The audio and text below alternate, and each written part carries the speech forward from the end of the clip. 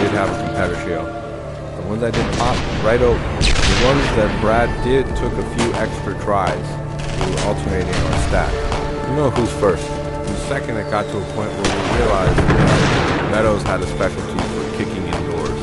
So he became kind of the permanent second guy. Brad, he was a Marines Marine. He was always out front. He was as brave as they come. Brad always wanted to be the guy kicking in the door. He wanted to be the first one. I was like, it's just not fair, If you're always the first one, your chances of dying here are a lot greater. We were at the southern end at that point. Kind of still clearing houses. Kind of just getting the last remnants of people out. We had not seen any contact, which was it was kind of strange, I feel like. We might have had our guard down a little bit. We went into a house, and there were some signs ahead of time that there was going to be somebody in there, but we just didn't notice. I was posted up and providing security, looking through alleys and streets right around that house, so we go up to the door, and it was one of them that popped right up because it wasn't even locked. And yeah, it should have been another sign that there was somebody in there. If you want to go, I'll go first.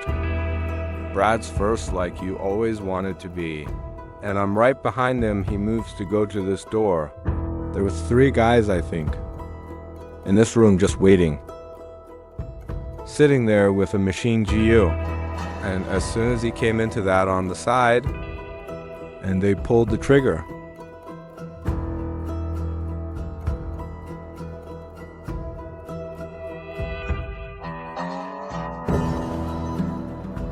It was really loud.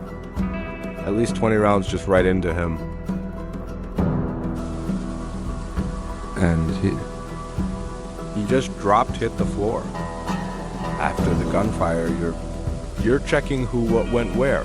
PRR is going crazy. I'm reporting contact. I'm talking on the radio, and then boom.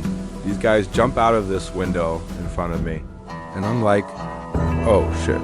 I pulled my rifle up as fast as I could, and I just started squeezing the triggers.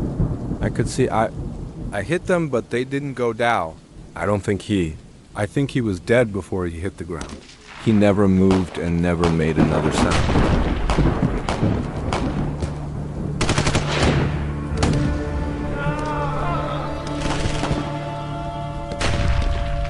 It ran into that building across the street where we ended up getting them.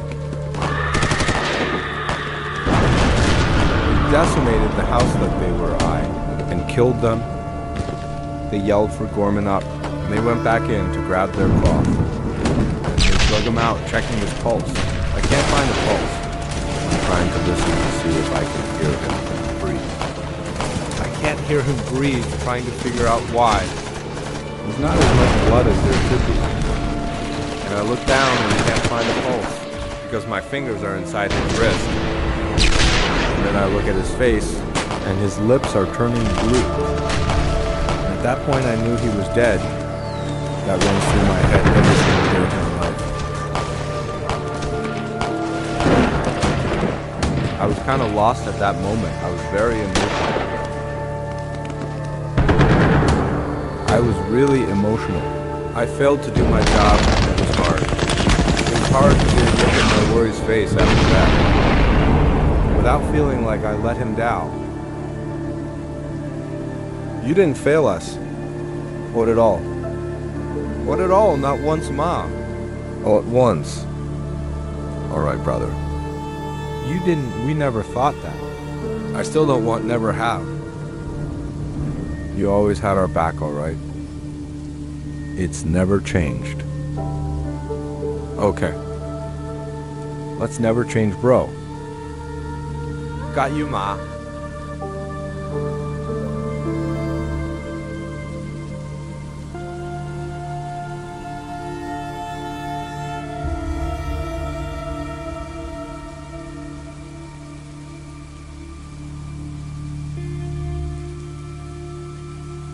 Where it really hit me is when I called the casualty report. That's where it hit me. We lost a Marine. It was crushing. You know, it took some time for me to be able to function again as, my job. I just told myself that, I wasn't going to make it back. I just went ahead and had that conversation with myself. That you're going to die here, and that's okay. And once I made peace with that, I was able to get back to work.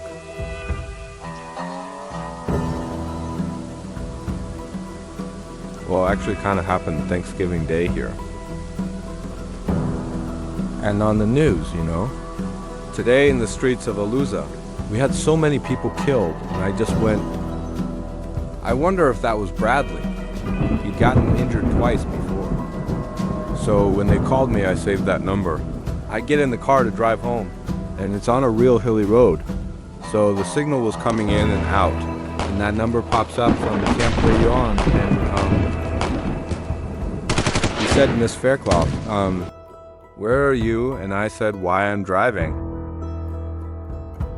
He said, how far are you from home? I said, I don't know, I have 30 minutes or something. He said, do you need someone to come and help you drive you home? I said, what happened to Bradley? I'm not at liberty to say. I said, dude, but are you okay to drive? You got to say nothing else. So you got to say I get down to the road I live-o, and I took my foot off the pedal. It hit me that I was not going to have to guess anymore. I know